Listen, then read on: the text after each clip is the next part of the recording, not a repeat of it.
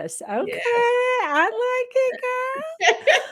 Hello, hello, hello, and welcome. This is Her Talk Show. My name is Sabrina Victoria. I am here with Angela Harvey. We're going to be talking all about how to get your ish together. We're super excited about this. So make sure you get comfortable as we explore the triumphs and the challenges that are faced by women and men worldwide. We are so excited about this. We're going to be giving you some inspiration to fuel not only your personal, but also your business growth. So let's jump in. Get ready, because today's guest is about to change the way you view your world. This is Her Talk Show, hosted by Sabrina Victoria. Oh, if you're listening live, welcome. And if you're listening on the replay, make sure you hashtag replay wherever you're at so we can send you some love in the comments. We are here every day delving deep into the realms of health, wealth, and leadership with some of the most brilliant women globally. We've actually interviewed over 600 women on this podcast. And today, I know, right? And today we are adding another one to the list. We have Miss Angela Harvey. She is a compelling author and poet whose work captures the depths of human emotion and resilience. She's based in Wake Forest, North Carolina. She has dedicated over 25 years to facilitating workshops and hosting personal growth retreats, all of which inform her powerful voice. Angela's debut poetry self-help book, Poetic Alchemy: 7 Intentions for Healing, Growth, and Transformation. And dude, this book is unreal. So excited to dive into this. Learn how to emerge from her journey through heartbreak, transforming pain into art. As the director of a Black Rainbow Love and a columnist for Swerve magazine, Angela continues to weave her expertise and creativity, inspiring readers to embrace their potential and heal through the written word. Girl. Yes, yes, yes, yes, yes. That made me sound like I know what I'm talking about here. That's always nice, right? Sometimes I do that too. People introduce me and I'm like, damn, who's that? Exactly. It is funny, right? How we're just normal people. Yes. It's Yes. just we're just normal people and we're just working on doing extraordinary things. For sure, for sure. I remember the first time someone called me a director. I burst out in tears. I'm like, I'm not a director. I'm just a motivational speaker. I was just, like, no. Oh, I love it. Just ordinary people doing extraordinary things. And for me, one, just being obedient to the spirit and moving when it says move. That's it. Yeah. Yeah. And I think the really cool thing about the space that we're in is, people that are coming to us and just kind of, doing this whole thing of like, ooh, ah. We can really, because we're still so close to our story of like where we were, like it's not like 100 years away, Right. where it's still very much like a humble feeling of like, girl, I'm still just Angela. Right. Right. Yeah, I'm still just Angela. Right. And it's just such a really cool place to be, as far as it is. And it's cool being Angela. Yeah. Oh my goodness. I don't know that I ever thought I would say that, but it is cool being Angela Harvey these days. That's for sure. I love that. So we got a new book out. Damn. I know, dude. And this cover is just insane. Yes. So Everything freaking rich. about it. I love everything about it. That's for sure. So rich. So before we dive into the book and all the goodness about that, because I do want to hear about it, I would love to know what this ish is. I love this. The title of this podcast is Get Your Ish Together. Right. And it's funny because I didn't realize there was period. So it's an acronym. Yes. I was like, get your shit together. I was like, girl, let's talk yes. I'm the acronym queen. ISH is intentional self-healing. Intentional self-healing. Angie, acronym, assigned to nurture growth in everyone. Impact, intentionally motivating people to act, change, and transform. Come on now. Light, leveraging intentional growth, healing, and transformation. What? I love that. Yes. So get your ish together, intentional self-healing. What? First of all, when did you start your journey of self-healing? And then I want to know, why is it so important? There's so many people who are getting along who are not healed, and they're alive, they're well. Why do we got to heal? Right. So first, your story. Let's My hear about you. Yeah. Oh my goodness. Whatever you want to share. Intentionally self-healing. My intentional self-healing actually started 4 or 5 years ago when I found myself at the end of a breakup and found myself devastated, found myself codependent, found myself alone for the first time in my adult life, and discovering that I was not okay, mainly because I was not connected to another. And then my sister passed away in 2021. And then I made a discovery that most of the people that I called friends were actually people that saw me as a service provider and not as a friend. So I wasn't being invited places. I mean, people like, who invites their therapist or their officiant to their wedding, to their birthday party? Not many people. So the intentionality came when I had no other choice, because I was considering checking out of here. Like, I put my paperwork together, put it on the back of the door. And I was ready to be gone, for sure and for certain, and made a decision. It wasn't even my decision, that there was still work for me to do, and that there was somebody. I do believe that we're all assigned people on this planet, and all of my people had not heard from me. And so I made it a point to just kind of do whatever I need to do. When I tell you whatever I needed to do, sometimes it looked like me curled up on the floor. It looked like me calling, hotlines. It looked like me joining grief groups. It looks like a whole bunch of things. And I just began to really and truly go, okay, Angie, what would you, my therapist says this to me all the time. I say to her, well, why do I pay you? Like, what would you tell your clients? I'm like, So, in the end, I realized that I was dispensing all this amazing information that have helped people resurrect their spirits and resuscitate their relationships. And a lot of it, maybe I wasn't listening to myself. And the healing comes in because it struck me as odd that people would not want to grow. But I'm so clear now that growing is so difficult when you're not healed. Like you having a broke leg and making a decision that I want to go ride a roller coaster. Well, if your leg is broke, you're not going to make it to that roller coaster, or that roller coaster looks very unattractive to you because of the pain that you have to endure just to get there. And many people are in that space where literally there's painfulness. When I tell clients to go in that drawer or in that closet and get that box that they put all their ish in, right? They're like, oh no, Miss Harvey, you got me twisted. I'm not doing that. I know now why that's so difficult, because when you bring all that stuff out and you set it in the middle of the floor, you're like, what the hell? Yeah. And I had to do the same thing. So I'm pulling out these things and I'm thinking, okay, I thought I had a bunch of friends. I did not. I thought I had my ish together. I did not. I did not know I was codependent. I was. So the recovery had to start, and it had to be intentional, meaning I had to do it on purpose every day, all day, managing my emotions. I thought I was a good emotional manager. I was good at managing great emotions, not so good at managing emotions of rejection and abandonment and all those things. It took me that to know that I wasn't being abandoned or rejected. I was actually being positioned and purposed for a reason. And thus it became intentional for me to get my ish together and have a better understanding why sometimes I tell people I can't even give it away, let alone sell it. Can't even give it away because it's painful. And me having that concept now helps me to better understand why people could not want that for themselves, because there's pain behind it. Yeah, absolutely.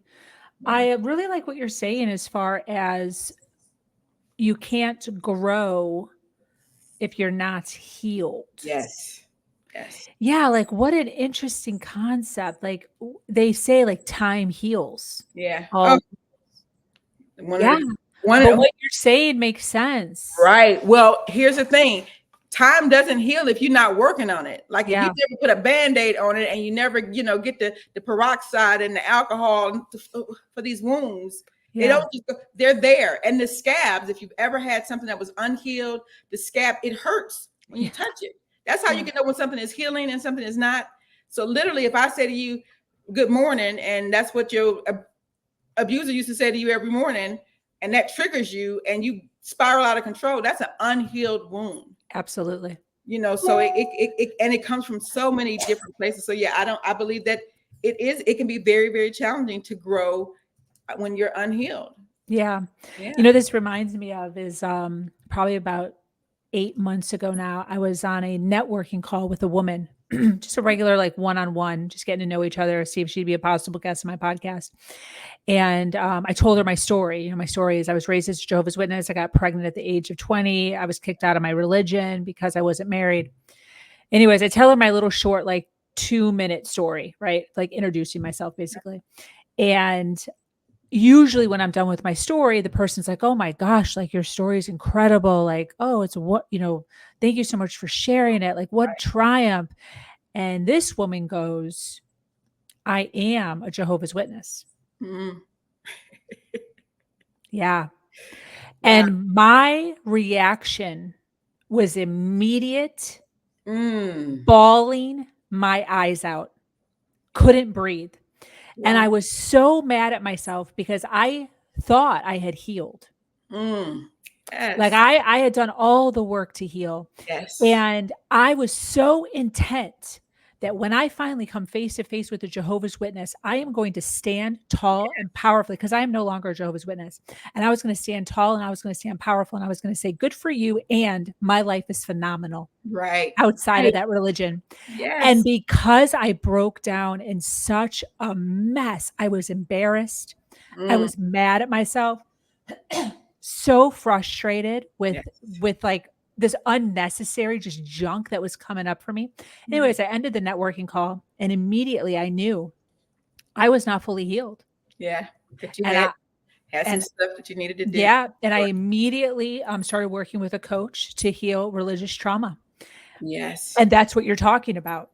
Absolutely. And what's really amazing about what you said is that I'm just now coming out of what I call protective custody, where I kind of put myself in this cocoon so nobody could touch me. I'm just working, doing what I need to do for the community, but protecting myself.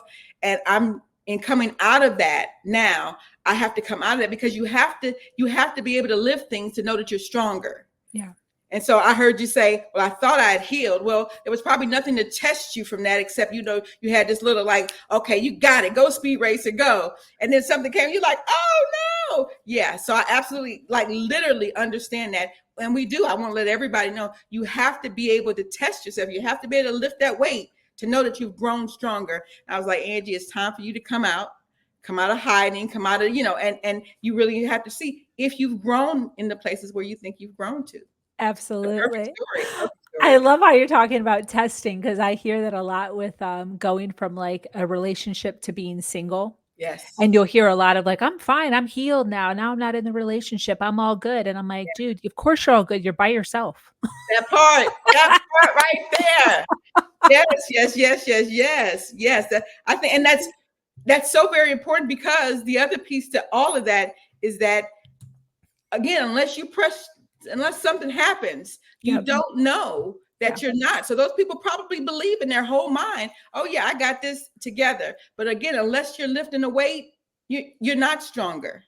You're not Yeah. stronger. You could have been lifting all day long and then go over there. I just said that today, that I will know. So I'm beginning to find out some of the tests. I had to go spend some time with people that I know just talk crap out of their mouth. And so to me, it was hard for me to listen to people talk stuff and know they were lying. Ooh. So, "Oh, okay, then thanks a lot," and like, that type of thing. But that's how I knew. And every time I called a friend, like, "Oh, guess what? Child, I grew through that. Like, I didn't fall apart. I didn't blink. In fact, I gave them so much of this, like, hey, good for you," type of thing. That, yeah. So, and it's amazing. I'm so very happy to be in a place where I can still stand. I don't have to cry all the time. I don't have to be, put in those, and I don't have to stop going places and growing places because people that are going to trigger me are there. Because now I can see them and hear them and feel them and not be moved in my spirit, or be able to manage my emotions so well that you never see me moved. Yeah. That's the piece right there. Because if we're still going to have those times, Yeah. you to be able to check yourself before you wreck yourself, that's healing right there. Yeah. Healing. Absolutely. I remember Tony Robbins. I was at one of his seminars. He was talking about something to the effect of, um, he, like, yes, boundaries, Mm, but the ideal, like, when you know you're good, like, you've done so much work that no matter who you're around, yeah, the idea isn't to, like, put boundaries around all the people where you're in right, like, a box. The right, idea is to, yes, you gotta have boundaries, but to heal while you're setting up those boundaries. right, But the ideal situation is to be able to be around anybody right, at any time and be neutral. right, right, Yeah, be neutral. And to me, that because when I heard that was back when I had just left my abusive ex. So it was all about boundaries. Like there's just boundaries just going right, with everyone's friends. Like, don't right, talk to me, don't touch me, don't look at me, right, don't ask me a question, right. don't ask me why. And But you all of those boundaries equal a border. So yeah. literally, you know, you kind of put yourself in, they don't tell you that Exactly, part. Yeah. exactly. So, like, yeah, you wanna put up boundaries and you wanna be able to but you wanna be able healing while you have those boundaries up, but the ideal situation is for you to be able to go out into the world and be around Yes. anybody at any time and Yes. just be neutral, and Yes. that's what we all need to work towards. I Absolutely. wanna ask you, you said something very interesting that I've actually never heard on a podcast before. What? You Wait a said minute. Wait a minute. You never heard. I can't believe. Tell me what it is. yes, and I want you to explain this. You said, "I was assigned people, and all of my people had not heard from me yet." Yes. I This is do. so powerful. What does this mean? I do believe that our gifts and talents, our gifts are ours to open, but they're not ours to keep, and that we've all been put here to affect people. And we are all assigned what you were assigned to do, nobody else can do. So there are people waiting on me, waiting on you to show up, to be in their space, for them to have access to us in order for them to get what we've been sent here to deliver. Wow. And when somebody said, I'm so happy that you're here, and I tell literally it was my work and my assignment that kept me here. It wasn't even me and my desire to continue to live. It was me going, okay, then Angie, just imagine if what you needed somebody was holding on the other side of town. They're like, nah, I don't think I want to give it to her. And you like sitting here waiting, like you're waiting for your father to come pick you Wow. up. You know, you're waiting. I didn't want to keep those people waiting. I know what that feels like. I did not. That's a good analogy, waiting for your dad to pick you up. Yeah, I didn't. That was my saving grace. Like, okay, I won't leave anybody waiting for me to show up with the gift that I have for them. I won't do that. Wow. Yeah. Yeah, I speak into that a lot. I call that obligation. Yeah. Like I Mhm. have an obligation, kinda like what you're saying with a father, like an obligation to pick up where they're counting on you. Wow, that's so powerful. I've never heard of that before. How did that come to you at that point? Did somebody say something? Did you read something like um it's I don't even remember where when I started calling it assignment, because then I knew that it was something being assigned to me, and me truly believing in my spirit that we're all here for a reason. mm, At that time, I think I was trying just to prompt people to not sit on their gifts and talents. You know, whether you can sing or dance or you do therapy or coaching or whatever it is, there's there's a certain set of people, and what we've been assigned to do, nobody else can come like, okay, then since Sabrina's not here, we're gonna let Angie take. Well, Angie don't have what Sabrina was bringing. Angie only mm, has what Angie was given. And it just came to me that, okay, then this is what's supposed to happen. But this is what happens when you sit still with yourself and develop a relationship with yourself and begin to love on yourself. Like your hearing just gets so much better. Even though I've lost most of my hearing in this ear, I can hear so much better. And I've been blessed with a lot of the whys, like why I was left here alone, why I could do a whole movie and get awards and be in film festival and not ever have done a movie before, not ever even on my radar. And those are some of the gifts and talents that you're given. So when yeah. the universe, God, Allah, whoever you hold higher, assigns you with something, you have what you need to do it. And there are people the whole purpose of you getting the freaking assignment is for you to be able to dispense it. Yeah. Yeah. Wow. Super, super powerful. I feel like that's something that so many of us can relate to because we're sitting on the cusp. Yes. You know, we see it, we can feel it, Right. but we're just kind of like scared, fearful, like we're supposed to write a book, but like, is anyone going to read the book? This really, this really feeds into that. There are people that have been assigned to you that are waiting to hear from you. Okay. And wait a Wow. minute. So just as you said that, I know.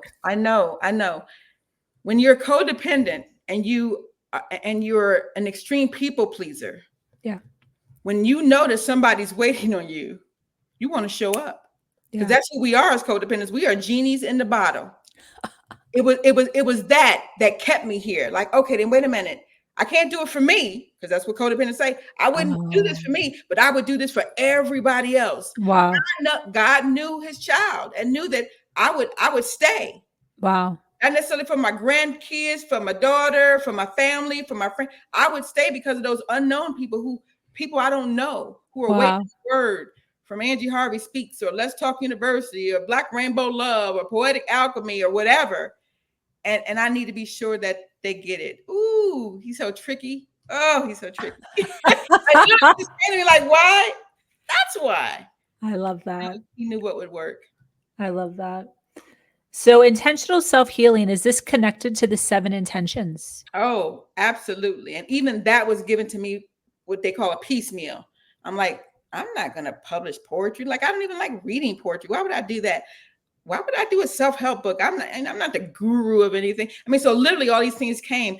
I have read the 5 love languages and the 4 agreements and the 15 laws of growth and all those things. So I knew that my book would have a number in it. I knew that I didn't want to publish just a poetry book, because it's not something I would necessarily pick up. I knew that it had to be a self-help book, because that's my ish. That's my thing.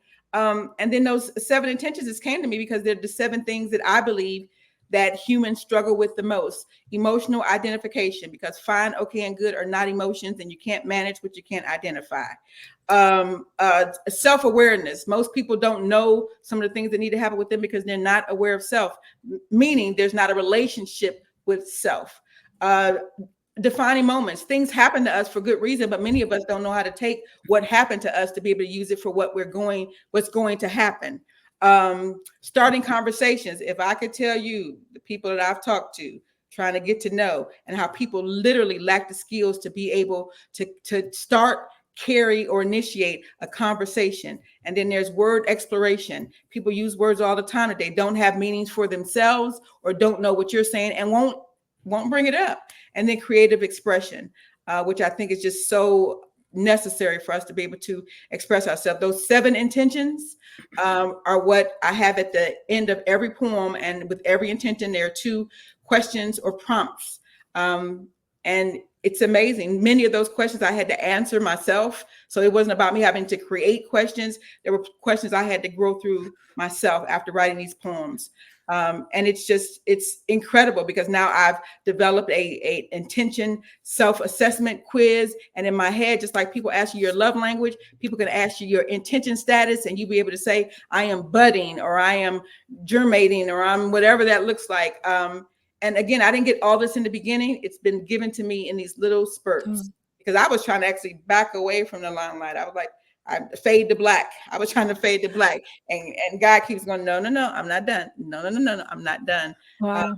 And I even have a whole curriculum already around the book. It's going to be amazing. People that said, well, I want to support you. I said, I'm not looking for support. I'm not looking for a sale. I'm looking for a save. I'm looking to save spirits. Yeah. Powerful. Yeah.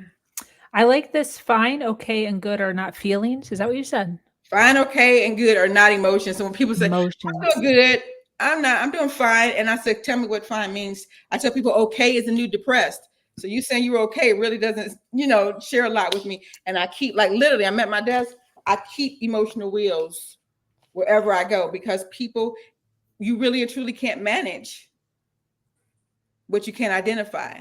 And people can't support what they don't know. So fine, okay, and good means nothing. But if you tell me you're feeling productive and energetic and maybe contemplative, that's a whole conversation we could have around that.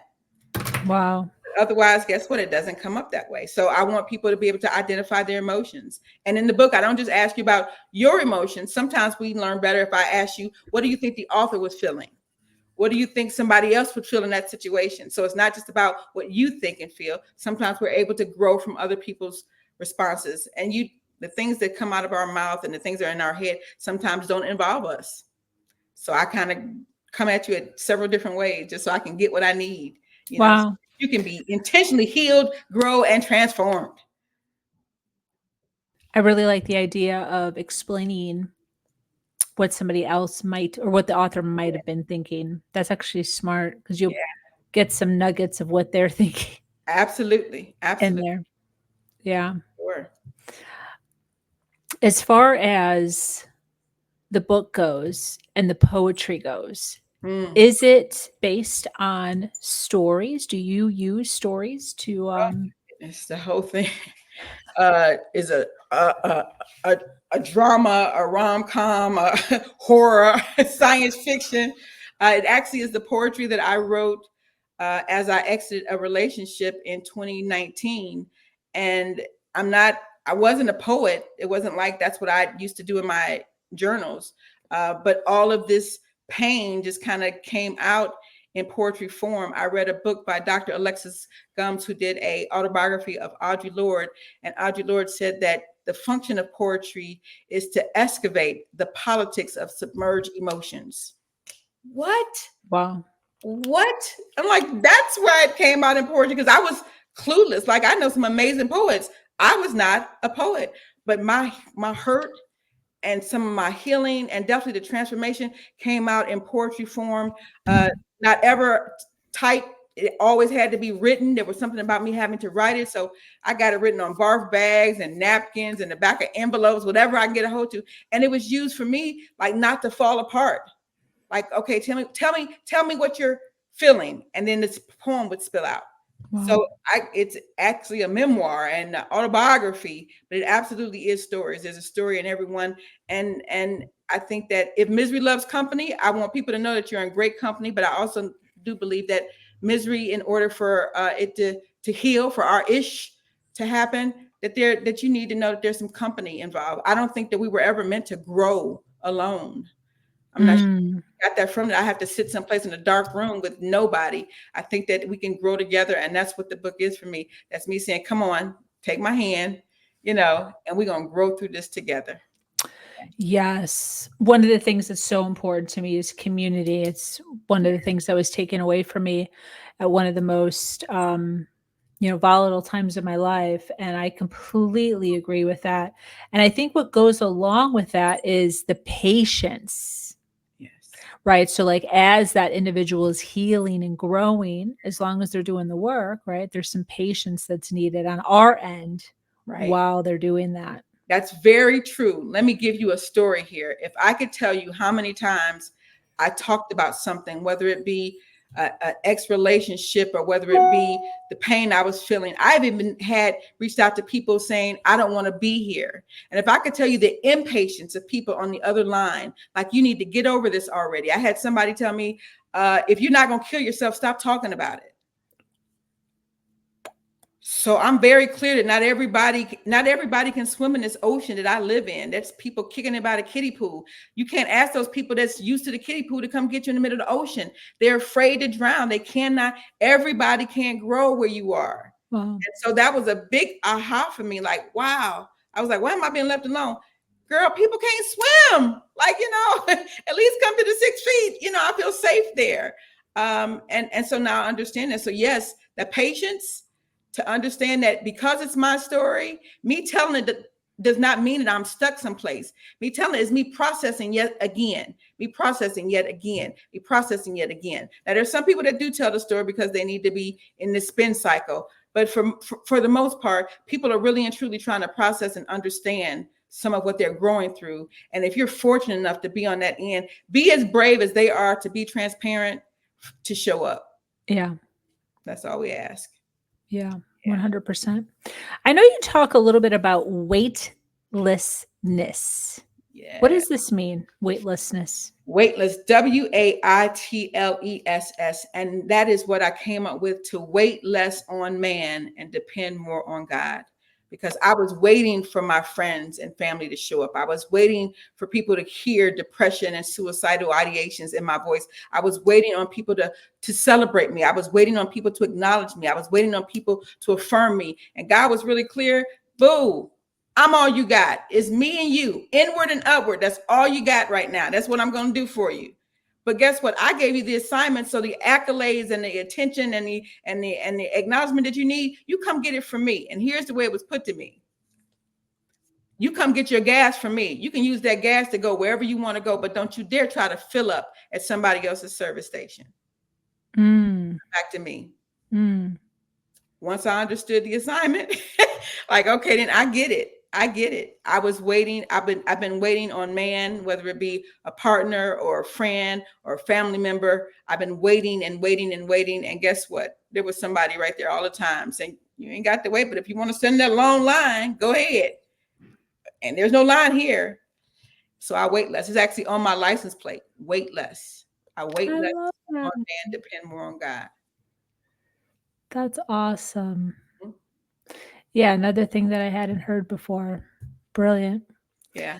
Well, this has been great. I took a ton of notes. I'd love for you to let us know where we can find this book.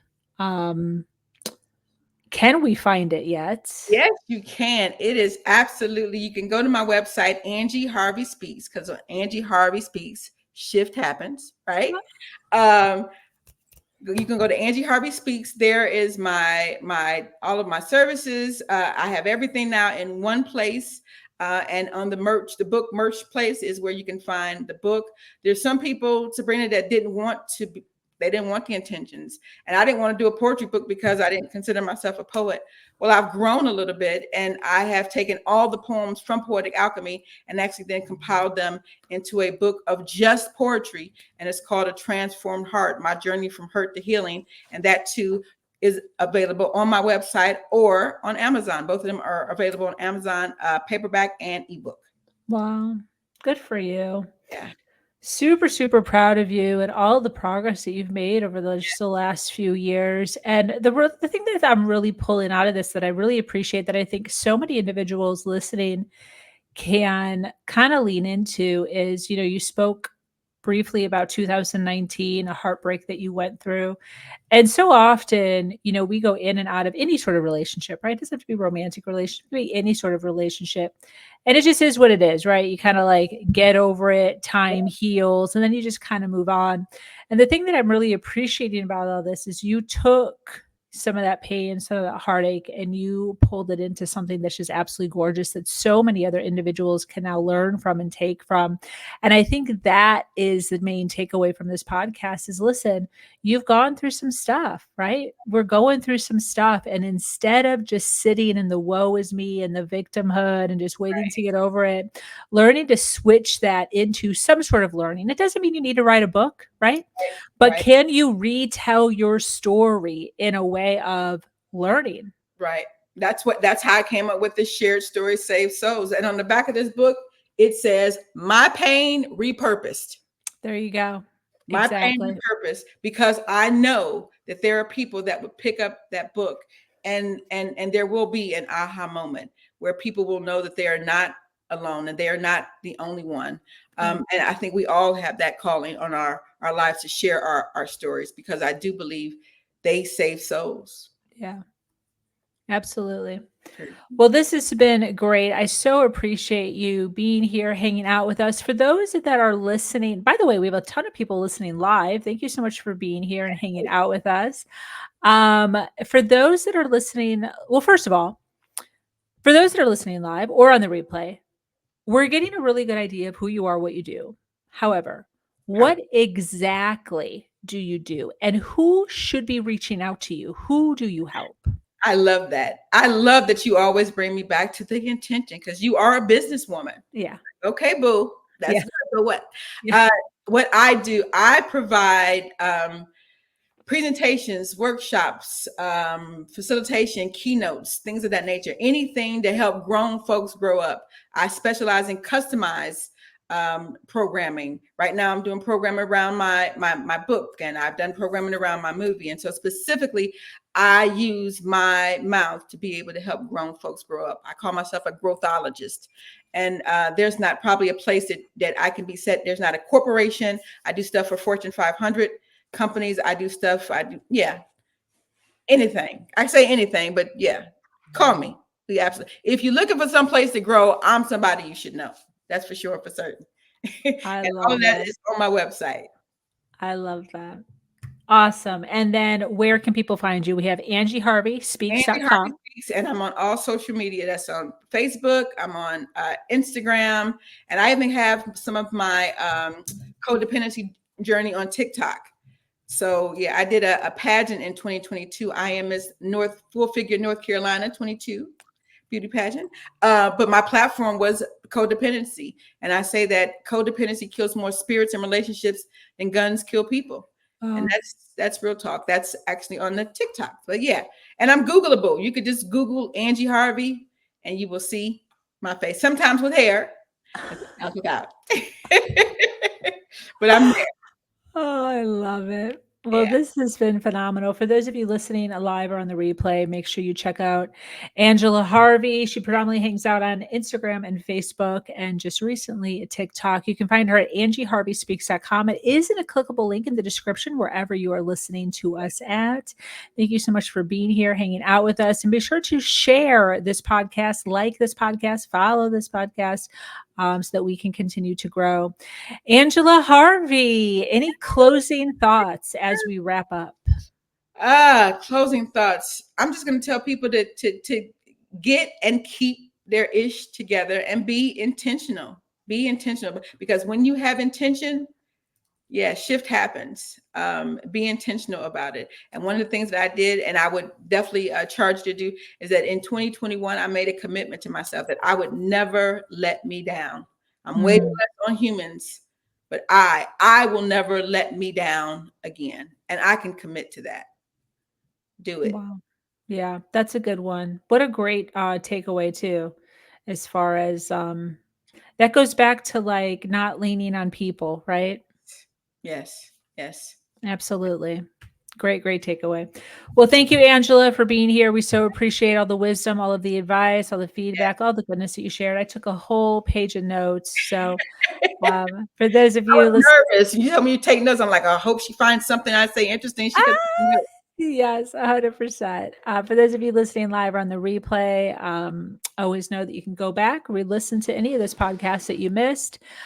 And once again, my name is Sabrina Victoria. I invite you to join our amazing community, Her Nation, where we continue to uplift each other every step of the way by having conversations just like this one. Until next time, do something awesome today.